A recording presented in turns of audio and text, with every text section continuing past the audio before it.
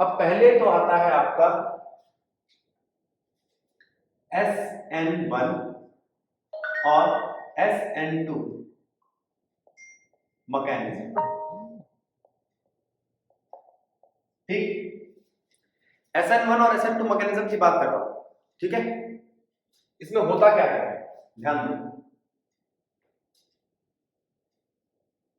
Nucleophilic substitution.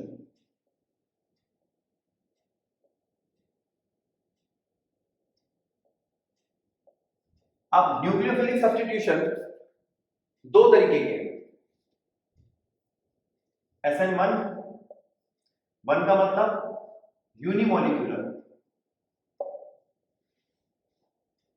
SN2 to का मतलब बायमोलिक्यूलर।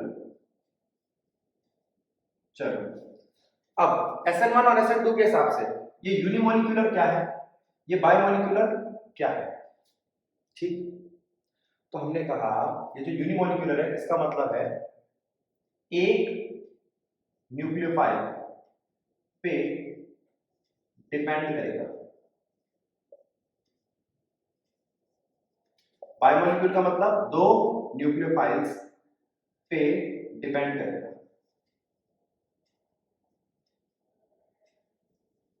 ठीक, SN1 SN2 समझ में आई। अब SN2 मैकेनिज्म देखो। मैंने कार्बन लिया जिसके साथ एक और कार्बन जुड़ा हुआ है,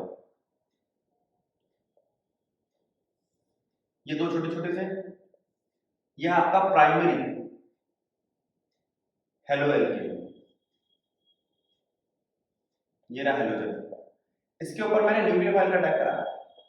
न्यूक्लियोफाइल सामने से अटैक करने आया, न्यूक्लियोफाइल ने सामने से अटैक किया, ठीक है। अब जब इस पे न्यूक्लियोफाइल सामने से अटैक कर रहा है तो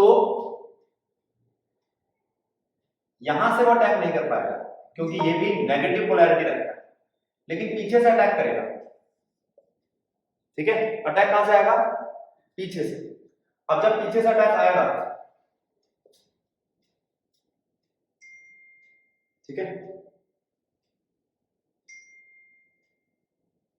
अब जब इस पे पीछे से अटैक आएगा बेटा तो ये इस तरीके से जुड़ेगा।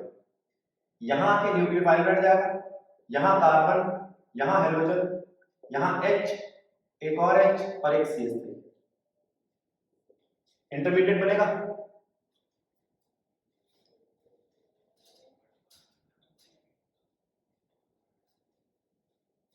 इंटरमीडिएट बनेगा।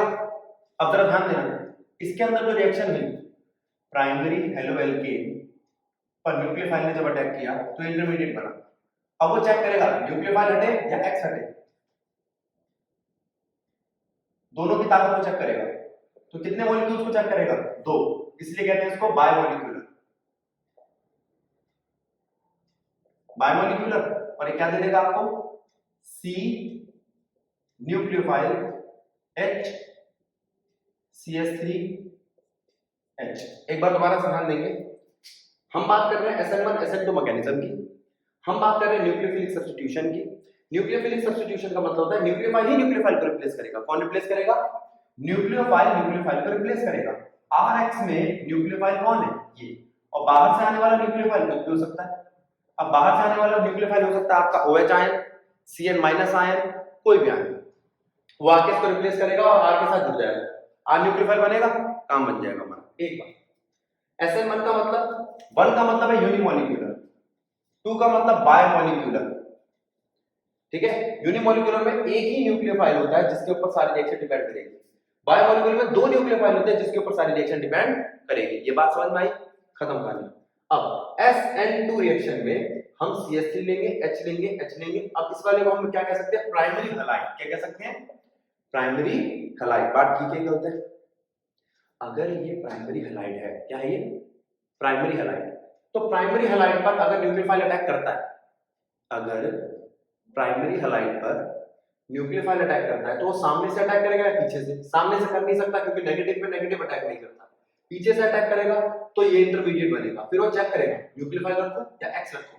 न्यूक्लियोफाइल अभी अभी आया, नेगेटिव था, आयनिक फॉर्म में था, ताकतवर था, उसने एक्स को हटा दिया और ये बन गया आपका। ये न्यूक्लियोफाइल क्या हो सकता है आपका? OH minus ion, CN minus ion वगैरह वगैरह। ठीक, ये अटैक समझ में आया? इतनी बात समझ में आ गई? एक बार इसको जल्दी से देखो फिर मैं आगे बढ़ूंगा। अब देखो डस्टर डस्टर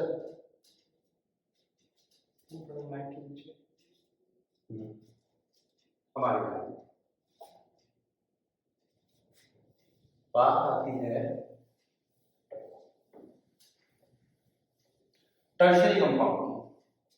ये है आपका tertiary compound, CH3 C CH3 CH3।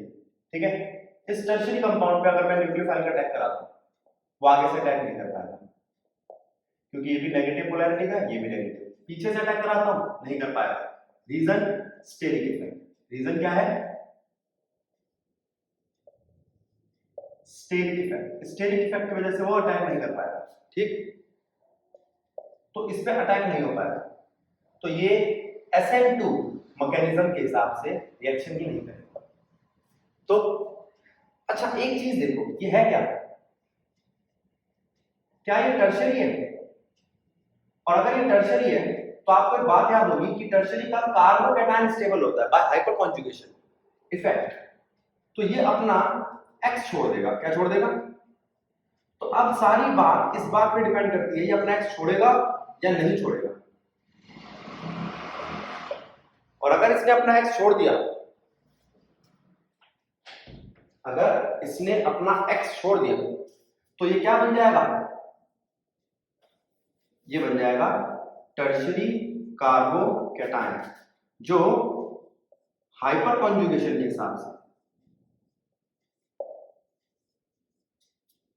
Extra stable होता है। तो अच्छी बात है, अब टूट गया ना। अब इसके बाद एक रिएक्शन होगी जिसके हिसाब से अटैक होगा आने वाले न्यूक्लियोफाइल का। ये लो रिएक्शन लिखना क्या है? ये CH3 C CH3 CH3 positive ion. Attack किसका हो रहा है? न्यूक्लियोफाइल का। ये क्या है? कैटायन। ये क्या है? एनायन। कितना टाइम लगेगा? बिल्कुल टाइम नहीं लगेगा, फटाक से रिएक्शन हो जाएगी। बोलो हो जाएगी?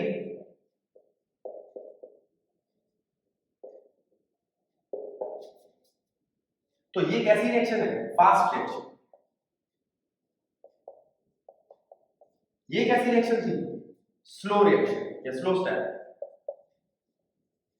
स्लो स्टेप या स्लो रिएक्शन को हम रेट डिटरमाइनिंग स्टेप भी कहते हैं। याद आया? रेट डिटरमाइनिंग स्टेप इसलिए कहते हैं क्योंकि ज्यादा टाइम इसी पे लगा, सारा टाइम इसी पे लगा, तो रेट डिटरमाइन करेगा। और ये क्या है आपका? SN1 mechanism. ठीक है, SN1 मैकेनिज्म को कौन अच्छा कर रहा है? टर्शियरी। SN2 मैकेनिज्म को कौन अच्छा कर रहा था? प्राइमरी। तो हमारे पास एक ऑर्डर भी आ गया। क्या ऑर्डर आया वो? जरा एक बार इसको देखो फिर मैं बताता हूं। देखो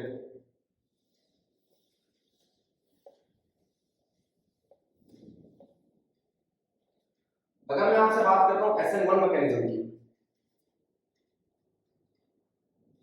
तो SN1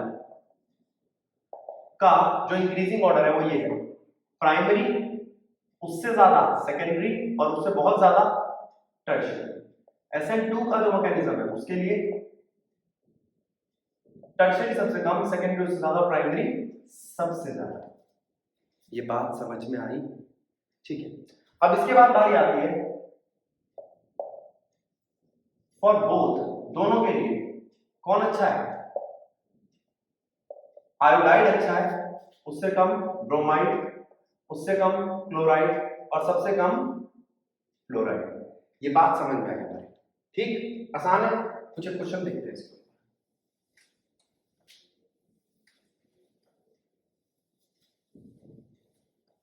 देखो अब बारी आती है आपकी किस चीज की बेटा,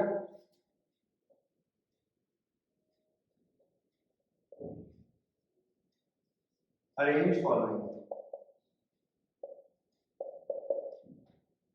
in increasing order of reactivity for SN1। अच्छा SN1 पता चले तो अपने आप SN2 पता चल जाएगा, देखना जरा।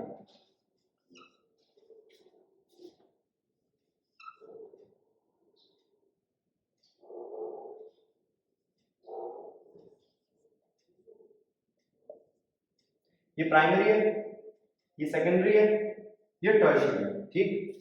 प्राइमरी सेकेंडरी टर्शियरी कौन ज्यादा स्टेबल है, SN1 के लिए टर्शियरी, उससे कम सेकेंडरी, उससे कम प्राइमरी, पहले से अरेंज किया ऑर्डर। दूसरा, अब कोई प्राइमरी सेकेंडरी टर्शियरी नहीं है, लेकिन बदले में क्या है, क्लोरीन ब्रोमीन आयोडीन, तो आयोडीन सबसे ज्यादा, उससे कम ब्रोमीन, उससे कम क्लोरीन। तीसरा क्वेश्चन,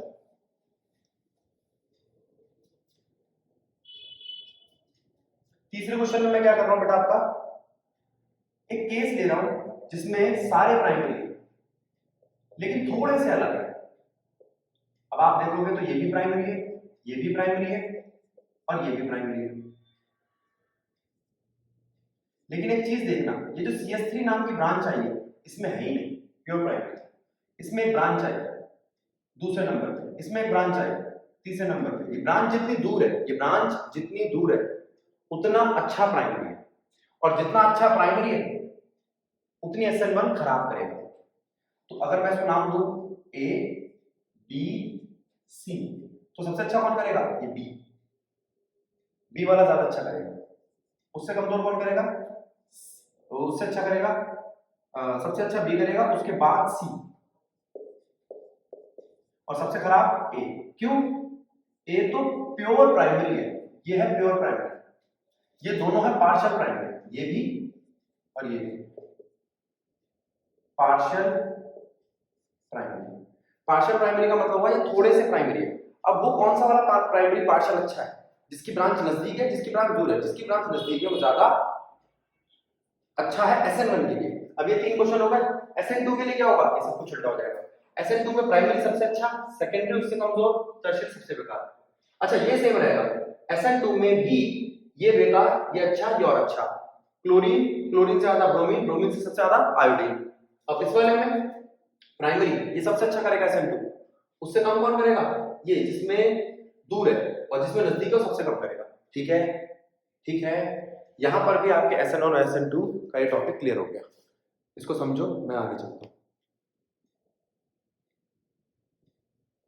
अब देखो हमारे पास चीजें क्या क्या आ गई, SN1 SN2 वाला टॉपिक कंप्लीट। अब देखो कभी कोई यूं कहे आपको SN1 SN2 में, जैसे मान लो मैं ये कहता हूं, ये क्या चीज है, आइसोमर्स ऑफ क्लोरो ब्यूटेन में कौन अच्छी SN1 करेगा, बना के देख लेते हैं। क्या ये क्लोरोब्यूटेन है, क्या ये क्लोरोब्यूटेन है, हाँ। मैं कौन से आइसोमर बना रहा हूं, पोजीशन आइसोमर, कौन से, क्लोरोब्यूटेन। अब इसको देखना,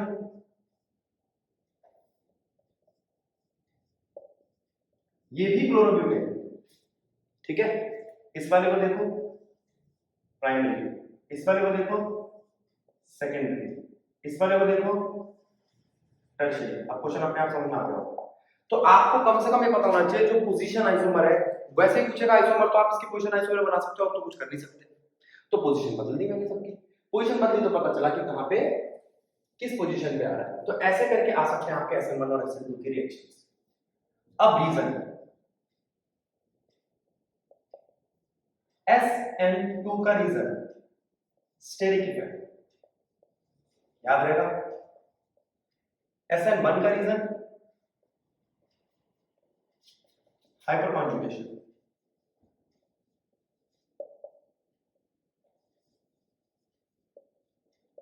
ठीक है, ये बात समझ में आई। तो यहां पर आपके सारे पॉइंट कंप्लीट हो गए इसके। अब जरा एक बार इसको और देखो, ये क्या है, ये कंपाउंड है, कंपाउंड के लिए लगता है स्टेरिक इफेक्ट।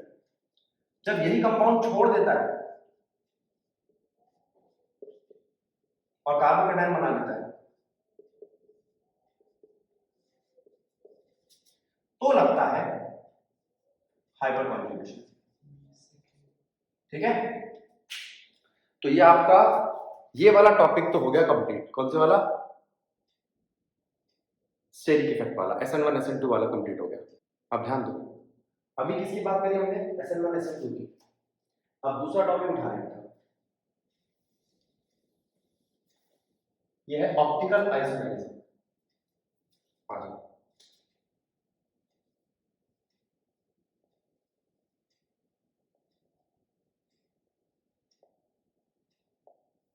ऑप्टिकल आइसोमेरिज्म क्या है आपका? ऑप्टिकल आइसोमेरिज्म, ऑप्टिकल आइसोमेरिज्म में एक एक ऑब्जेक्ट की मिरर इमेज बना के, ठीक है, ये जैसे मान लो ये दोनों है, तो ये क्या है? ऑप्टिकली इनएक्टिव, ये सुपर इम्पोजेबल इमेज है।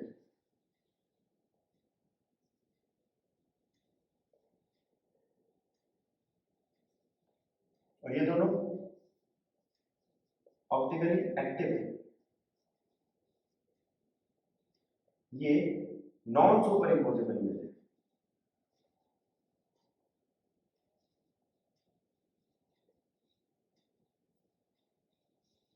चलो ठीक है, super imposable non super imposable image पता चल गया। इसके बाद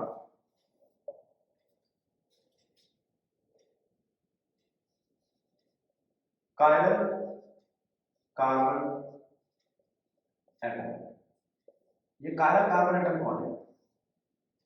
इसके लिए कंडीशन है सिग्मा बॉन्डेड होना चाहिए, चारों entities must not be single, नहीं होनी चाहिए सिंगल। तो अगर मैं आपको ये कहूं, ये कायरल कार्बन है, इसमें P Q R और S लगा है, तो चारों आइडेंटिटीज अलग अलग है, तो ये कायरल है।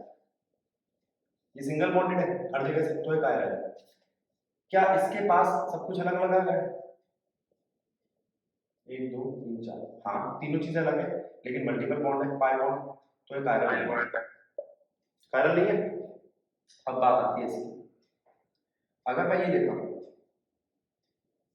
CH3 CH3 X और H, ये कायरल है।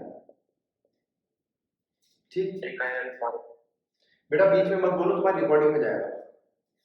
अब देखो, अगर मैं ये लेता हूं, ये कार्बन की चीज, तो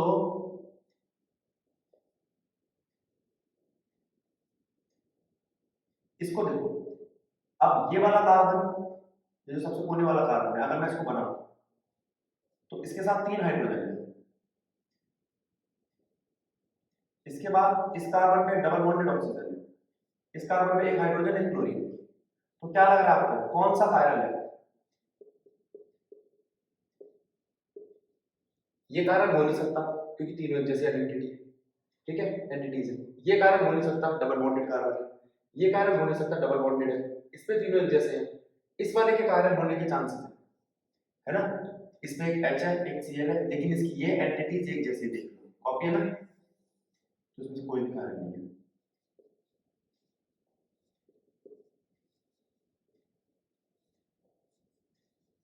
कोई भी कायरल कार्बन एटम नहीं, खत्म कहानी।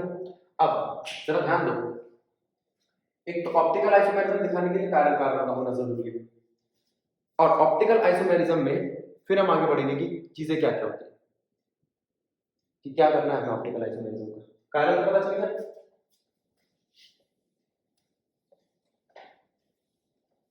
अब देखो,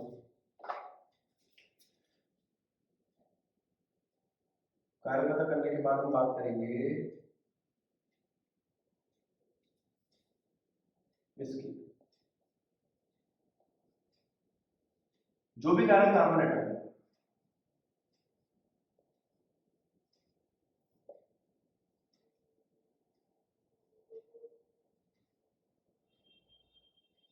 उसमें एक पेयर होगा, एक जोड़ा होगा, एक होगा लेवो का, एक होगा डेक्स्ट्रो का।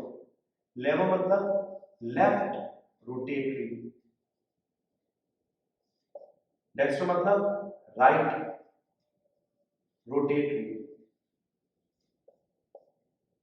लेफ्ट रोटेटरी और राइट रोटेटरी में ध्यान क्या रखना है आपको, ये दोनों के दोनों, ये पेयर जो है ये पेयर ऑफ एनेंटियोमर है।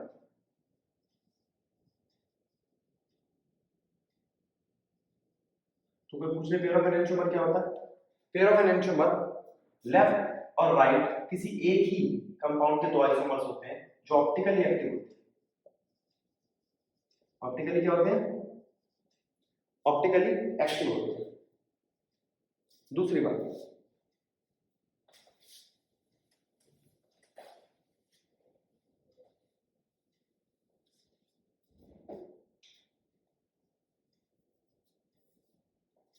ये हो गया कायरल कायरल हो गया, डेक्स्ट्रो लेवो हो गया।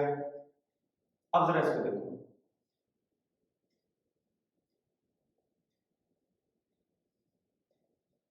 मैंने एक रिएक्शन कराई जिसमें मैंने x को रिप्लेस किया y से, ठीक है, और मुझे कुछ ऐसा प्रोडक्ट मिला। देखा जाए तो x यहां था और अब भी x नहीं है, उसने अपनी पोजीशन नहीं बदली, तो इसे बोलते हैं रिटेंशन, क्योंकि इसने अपनी पोजीशन रिटेन करके रखी। ये था a, ये था b। अब अगर मैं a को ऐसा करता कि वो अपनी पोजीशन चेंज कर देता, ये x यहां था, y यहां आ जाता, पोजीशन चेंज कर ली तो ये बना C। और ये रिएक्शन क्या हुई? ये वाली थी रिटेंशन, ये है इन्वर्जन। क्या है ये? इन्वर्ट हो गए। चलो रिटेंशन और इन्वर्जन तो समझ में आ गई। अब अगर B जुड़ जाए C से तो आपको क्या मिलेगा? वो भी सेम रेशियो 50-50% की रेशियो में, तो आपको मिलेगा रेसमिक मिक्सचर। ठीक है, आपको मिलेगा रेसमिक मिक्सचर। ठीक है, तो ये था आपका ऑप्टिकल आइसोमेरिज्म। चलो जो इस वाले चैप्टर में काम का है, 2 पॉइंट हो गए। अब बारी आती है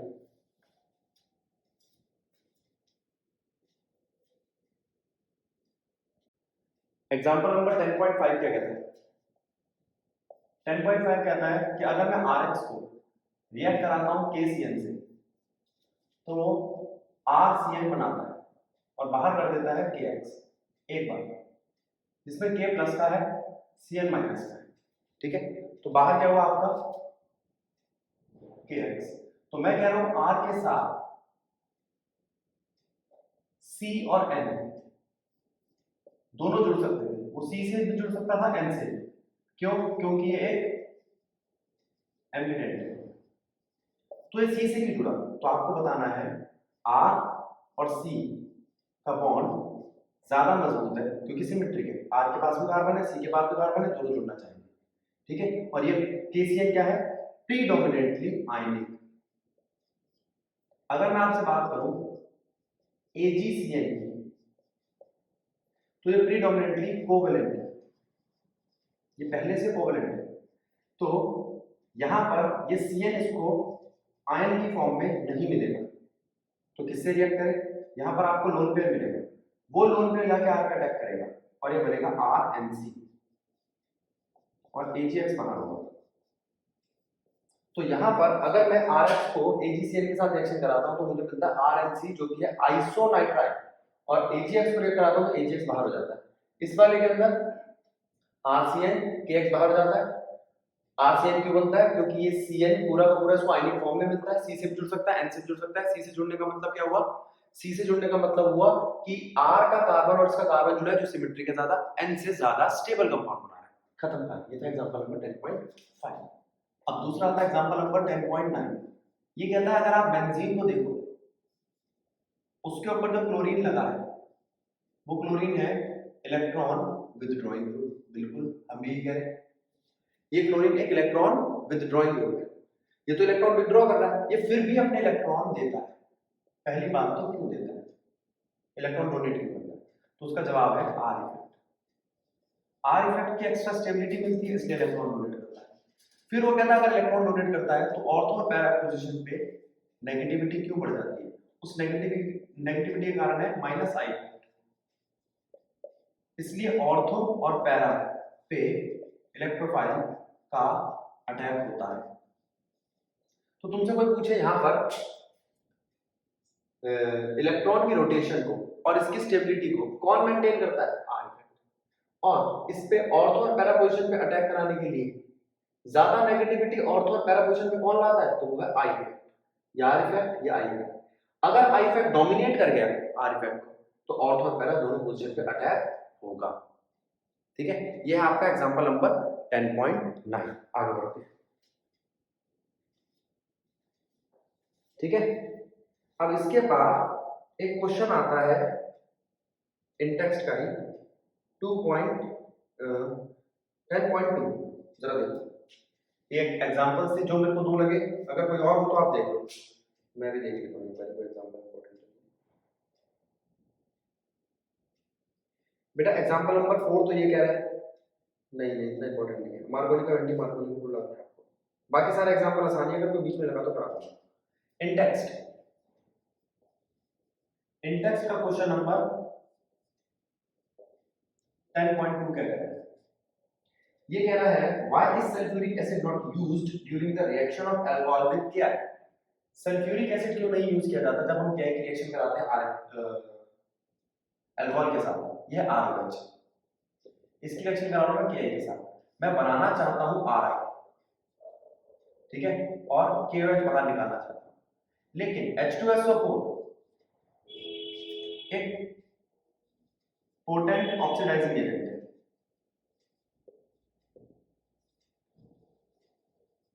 ये Ki को ऑक्सीडाइज कर देता है, Ki -1 पे बैठा हुआ है, उससे पहले बनाता है Hi, फिर उसको I2 में कन्वर्ट कर देता है, यानी कि 0 ऑक्सीडेशन नंबर पे ले आता है। -1 से 0 ऑक्सीडेशन नंबर पे ले आना ऑक्सीडाइजिंग कैरेक्टर कराना। अगर उसको I2 ही बना दिया तो वो आगे जाके Ri क्यों बनाएगा? ठीक है, तो जो हम काम चाहते थे वो नहीं हो पाएगा। अच्छा, एक तो ये क्वेश्चन हुआ। दूसरा ये कहता है, हाँ और पहले एक और नेक्स्ट क्वेश्चन देखो।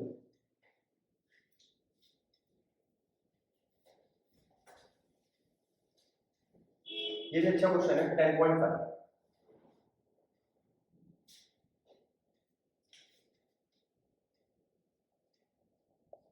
क्या कहता है क्वेश्चन 10.4?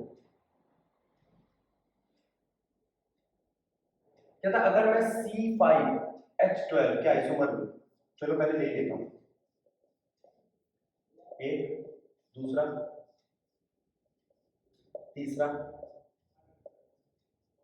ठीक है, ये आइसो है, ये नियो है और वो नॉर्मल पेंटेन है। तो इनमें से कौन ऐसा होगा जो सिंगल मोनोक्लोराइड बनाएगा? अब देखो, अगर बाहर से कोई क्लोरीन इस पर अटैक करेगा तो यहां लगे, यहां लगे, यहां लगे या यहां लगे, एक ही बात है, क्योंकि यहां लगा तो भी 1 क्लोरो कहलाएगा, यहां लगा तो भी 1 क्लोरो कहलाएगा, यहां लगा तो भी 1 क्लोरो कहलाएगा और यहां लगा तो भी 1 क्लोरो कहलाएगा। अगर वो यहां से देखे तो यहां लगा तो 1 क्लोरो 2 मिथाइल, यहां लगा तो 2 क्लोरो 2 मिथाइल, यहां लगा तो 2 क्लोरो 3 मिथाइल और यहां लगा तो 1 क्लोरो 3 मिथाइल। ये है वो 4 वाला। उसने बोला है 4 आइसोमेरिक मोनोक्लोराइड, 4 आइसोमेरिक मोनोक्लोराइड यहां मिलेंगे, इसमें मोनो आइसोमेरिक मोनोक्लोराइड, इसमें एक यहां लग सकता है, यहां लग सकता है, यहां 1 2 3, ये क्या है 2 और 1, यहां आएगा 3 आइसोमेरिक मोनोक्लोराइड। कौन सा क्वेश्चन हुआ है आपका 10.4? अच्छा क्वेश्चन है। 10.5 रिएक्शन से कंप्लीट करने वाली देख लेना, अगर किसी को दिक्कत हो तो पूछो। एक है टेक्स्ट का 10.6, ये फिर से आपका वो क्वेश्चन आ गया अरेंज करने वाला।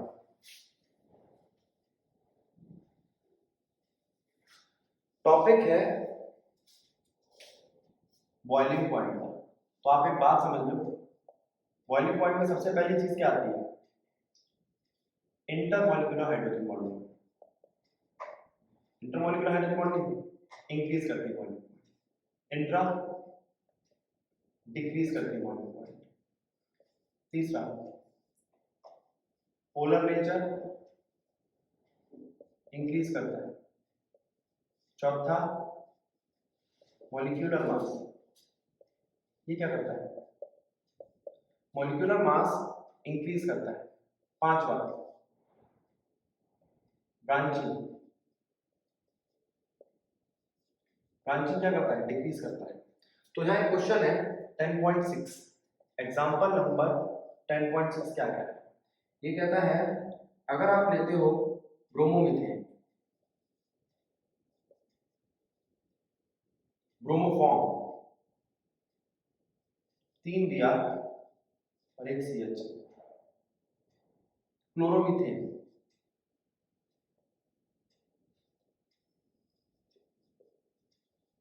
और डाइब्रोमो मीथेन, इन चारों को देखो। पहली बात तो ये कि इनका मॉलिक्यूलर मास अलग है, दूसरी बात पोलर नेचर, ठीक है, चारों ही पोलर लग रहे हैं, कोई दिक्कत नहीं है। इस वाले का, इस वाले का, इस वाले का और इस वाले का, इसका मॉलिक्यूलर मास सबसे कम, उससे ज्यादा इसका, उससे ज्यादा इसका, सबसे ज्यादा इसका। तो इस वजह से इनका मॉलिक्यूलर मास पे डिपेंड करेगा बॉइलिंग पॉइंट। जैसा क्वेश्चन उसके हिसाब से देना पॉइंट इन पांचों में से। दूसरा, ये तो ये पार्ट था, first part. Second part, 1 chloropropane, isopropyl chloride, 1 chlorobutane. पहले प्रोपेन देखो, 1 chloropropane, isopropyl chloride, 1 chlorobutane,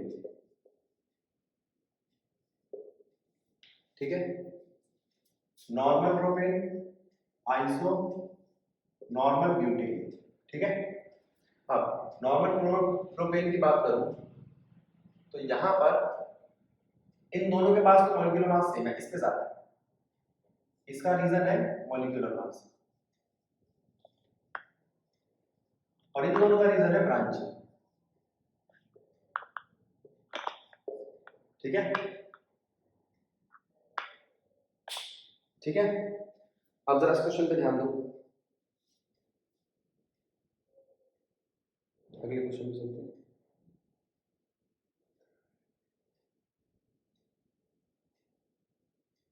picture ले लो बेटा, स्क्रीनशॉट।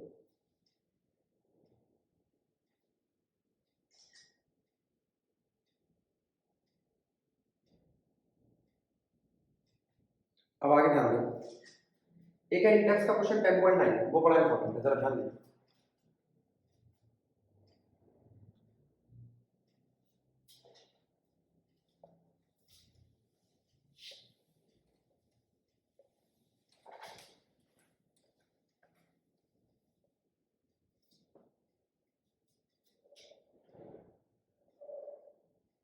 इंडेक्स क्वेश्चन नंबर 10.9 क्या कहता है?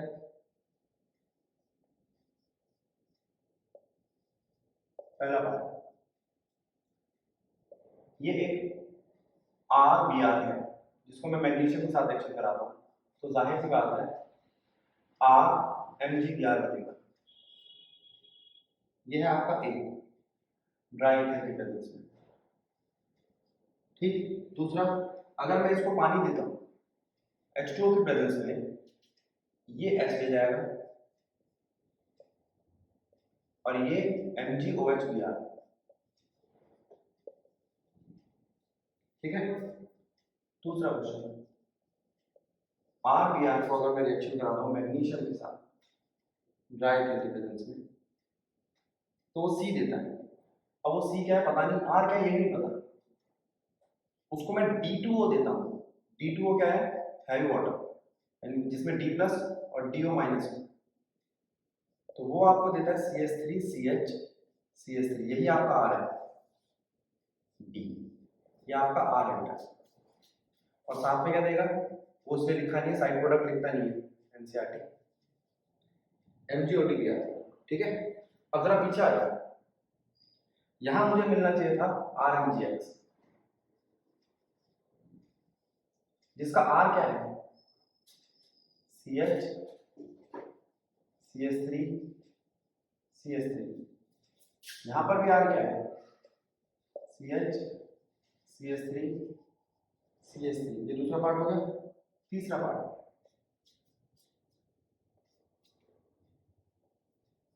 ये कंपाउंड है,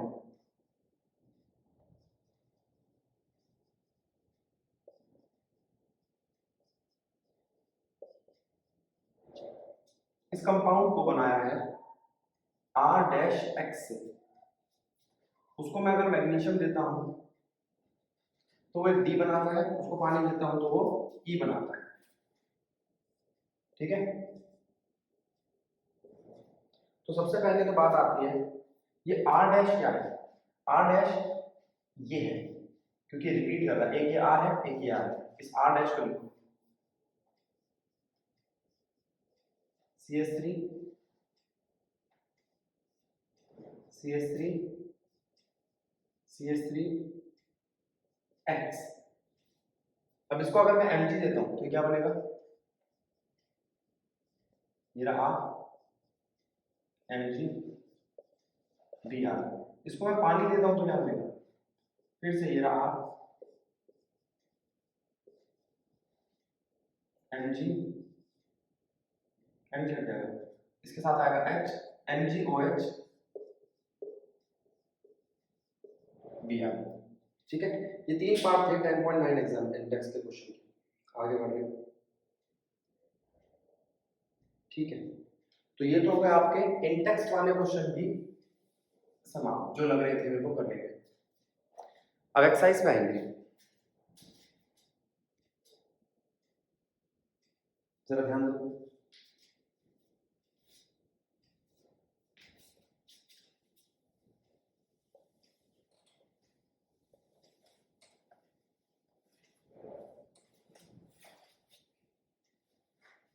एक्सरसाइज के क्वेश्चन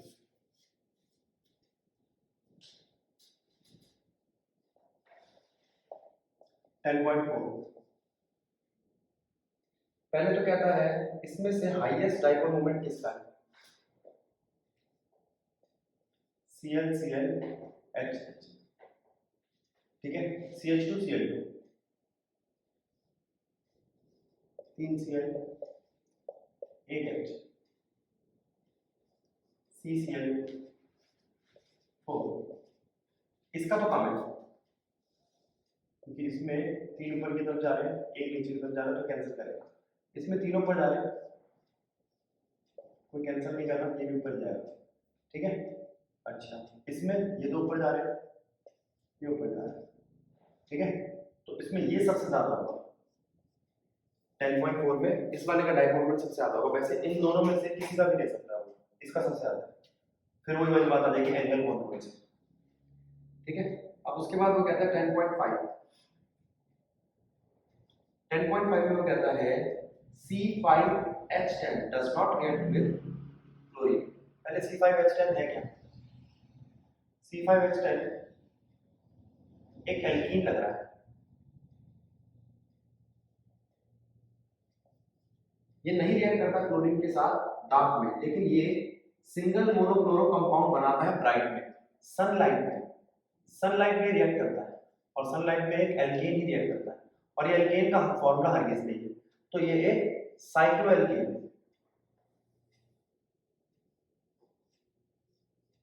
साइक्लोएल्केन का फॉर्मूला एल्कीन जैसा होता है, CnH2n,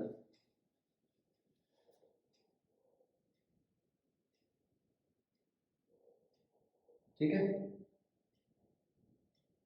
अगला क्वेश्चन देखते हैं 10.12,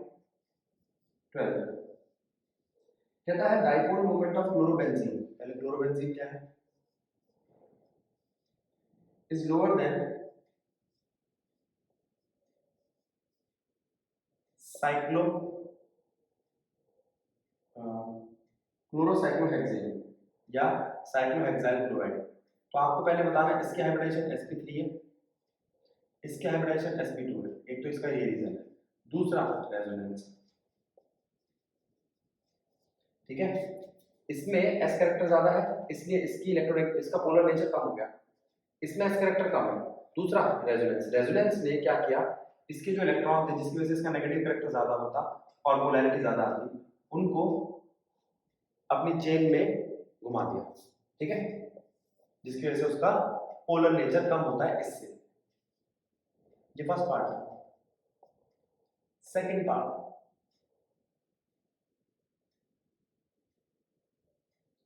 एल्काइल हैलाइड दो polar are immiscible with water. अब पहले देखो एल्काइल हैलाइड है क्या? एल्काइल हैलाइड का मतलब हुआ आपका RX, ये है एल्काइल हैलाइड। ठीक है, अब ये पानी में कम क्यों मिलता है? तो उसका रीजन है इसके पास नहीं है inter molecular hydrogen bonding. Inter molecular hydrogen bonding ना होने की वजह से ये पानी में कम सॉल्युबल है। ठीक है, आप ये भी कह सकते हो कि पानी और पानी के बीच में इंटरमॉलिक्यूलर फोर्स ऑफ अट्रैक्शन है, उसको तोड़ने के लिए जो R और पानी की RX और पानी की बॉन्डिंग है वो सफिशिएंट है, इसलिए वो तोड़ नहीं पाते इसको। ठीक है, तीसरा पार्ट, ग्रिग्नार्ड रिएजेंट को एनहाइड्रस कंडीशन में क्यों रखना चाहिए? क्योंकि वो मॉइस्चर के साथ रिएक्ट करता है। ग्रिग्नार्ड रिएजेंट है RMgX, अगर इसको मॉइस्चर मिल गया यानी कि पानी, तो उसमें एक एच होता है और एक OH है, ये एच ले लेता है R और RH बना लेता है और MgOHX बाहर करता है। तीनों क्वेश्चन अच्छे हैं। इसके बाद फिर वो तुम्हारे रिएक्शंस वाले क्वेश्चन आ गए, SN1 SN2 के आ गए। कन्वर्जन नहीं करा रहा हूं मैं इस वाली क्लास में। ठीक है, अब देखो क्वेश्चन नंबर 17, कन्वर्जन एक साथ करा दूं बेटा किसी क्लास में। आउट ऑफ C6H5CS2Cl, पहले बनाओ, ये है C6H5 CH2Cl और दूसरा C6H5 C6H5 दो है CHCl।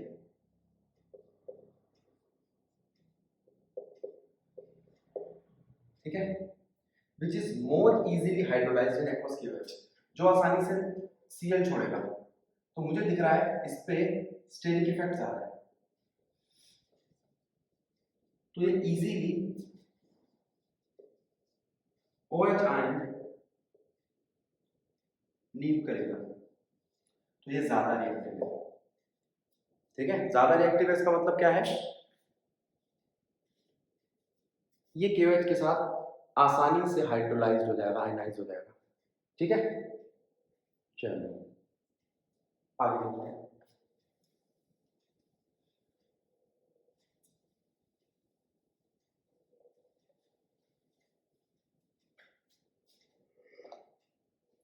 कौन सा क्वेश्चन था ये? 10.17।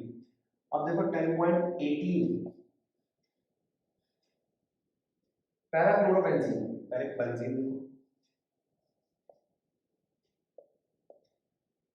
पैराक्लोरोबेंजीन क्या होता है? इसका मेल्टिंग पॉइंट, सॉल्युबिलिटी ज्यादा होती है ऑर्थो और पैरा से, ऑर्थो और मेटा से। तो इसका रीजन है सिमेट्री, जो ज्यादा सिमेट्रिक है उसका मेल्टिंग पॉइंट ज्यादा होगा। ठीक है, तो रीजन क्या है इसका? सिमेट्री। ये पैरा, ऑर्थो, मेटा, ये इन दोनों से ज्यादा है, सॉल्युबल भी और मेल्टिंग पॉइंट भी ज्यादा है। क्वेश्चन नंबर 10.20, जब हम RX को रिएक्ट कराते हैं KOH से, वो भी एक्वस, तो वो ROH बनाता है। लेकिन जब हम RX को रिएक्ट कराते हैं KOH से अल्कोहलिक, तो वो एल्कीन बनाता है।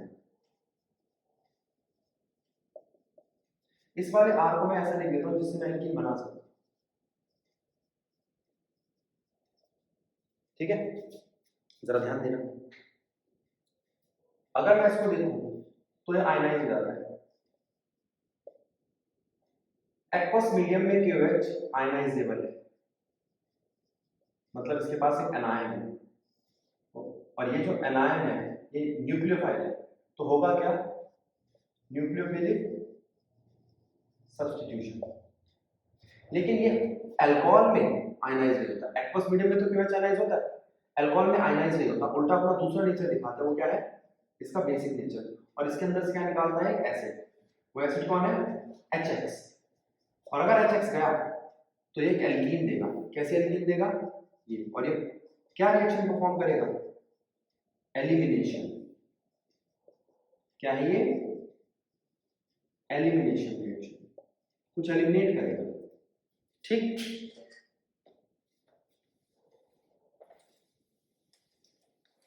अब बारी आती है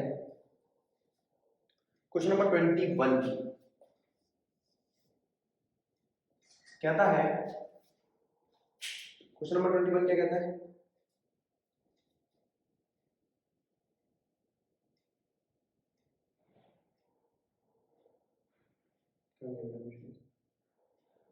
ये प्राइमरी अल्काइल हैलाइड C4H9Br,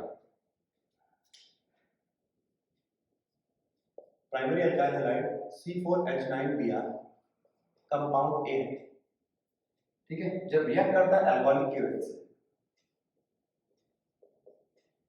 तो एक कंपाउंड B देता है, वो एल्कीन है। कोई दिक्कत नहीं अगर वो एल्कीन है तो, ठीक है।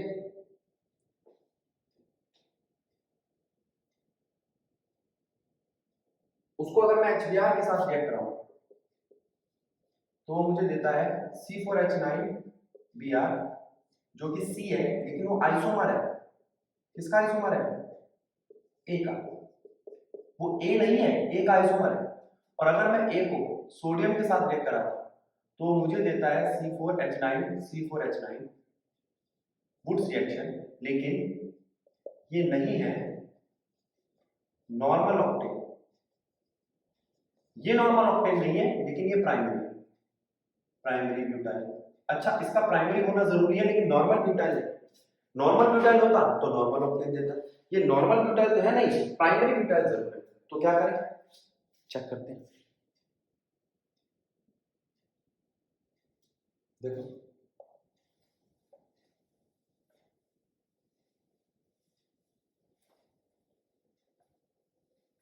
देखो, अब बात करो इसकी। अगर मैं ये लेता हूं तो नॉर्मल है, ये ले नहीं सकता। इधर लगाता हूं तो ये सेकेंडरी आता है, इधर लगाता हूं तो ये प्राइमरी। ये प्राइमरी भी है और नॉर्मल भी नहीं है। प्राइमरी ब्यूटाइल ब्रोमाइड ये है, और ये ए है आपका। और अगर मैं इसको अल्कोहलिक KOH देता हूं तो ये एल्कीन देता है, ठीक है। इसको जब मैं HBr देता हूं तो H वहां जाता है जहां पहले से H ज्यादा है, Br वहां जाता है जहां पहले से H कम है। मार्कोवनिकोव रूल, ठीक है। मार्कोवनिकोव रूल, कोई बात नहीं। आगे अब इसके बाद अगर मैं इसको देखूं तो यह है आपका A, यह है आपका B, यह है आपका C। अब अगर मैं इसको 2 सोडियम देता हूं तो ये क्या देता है मेरे को,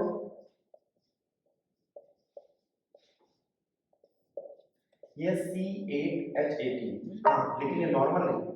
एक बार दूसरी बात, यह क्या है, ये 2, 1 2 3 4 5 6 2,5 डाइमिथाइल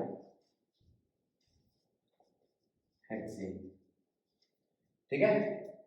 अब इस रिएक्शन को ध्यान दो, इसमें A B C D चारों पूछे जाते हैं, A क्या है, B क्या है, C क्या है, D क्या है। तो आपको ना चारों को अलग से लिखना है, मैं लिख के दिखाता हूं। ऐसी रिएक्शंस में आपको लिख के दिखाना है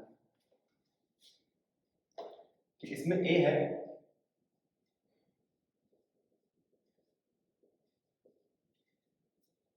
आइसोब्यूटाइल ब्रोमाइड, बी है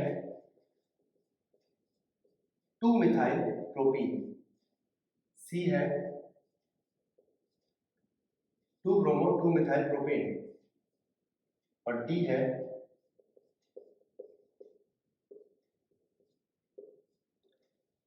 2,5 डाइमिथाइल हेक्सेन। तो यहाँ पे आपके वो क्वेश्चन एक्सरसाइज के जो इंपॉर्टेंट थे, किसको, उनको छोड़ के, उन क्वेश्चंस को छोड़ के जिसमें हमारी कन्वर्जन है समाप्त होते हैं। ठीक है।